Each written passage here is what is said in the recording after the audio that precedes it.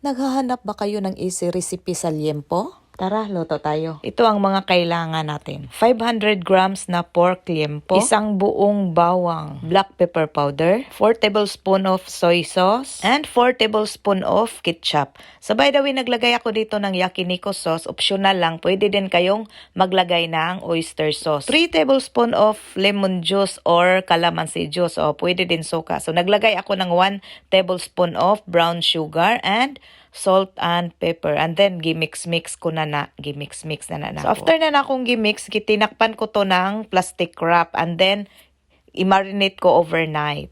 So kinaumagahan agad niluto ko kasi pangbaon namin sa trabaho. So let's start cooking, guys. Nagpainit ako dito ng non-stick na cooking pan.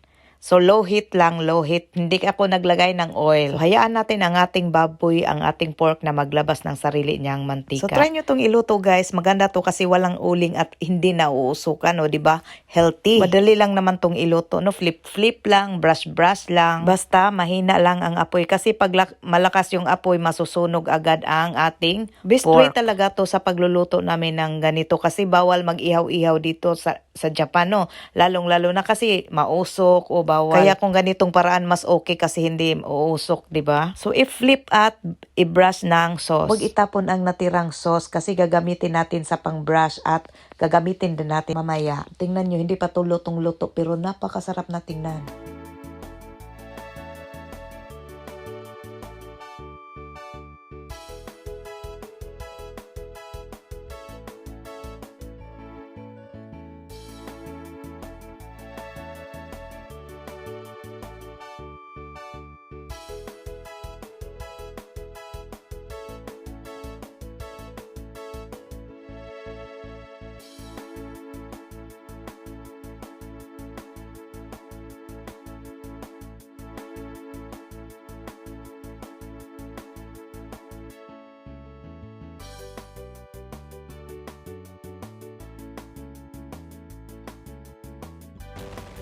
So, hanguin na natin para mailuto din natin yung natira nating pork. Isit aside muna natin ang una nating batch.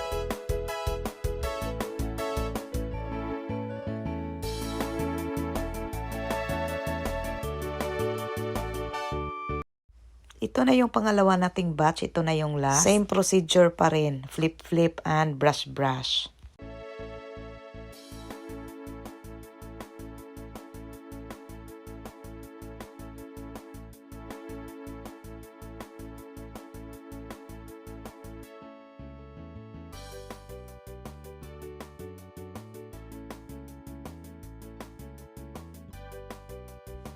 So okay na to, luto na to. Ibalik natin ang ating sinit aside na pork.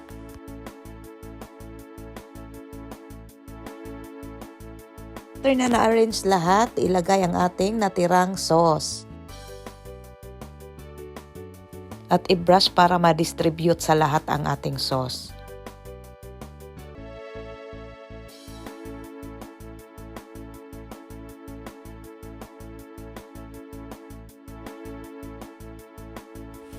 Takpan at iluto natin ng mga 20 minutes. Low heat lang, low heat.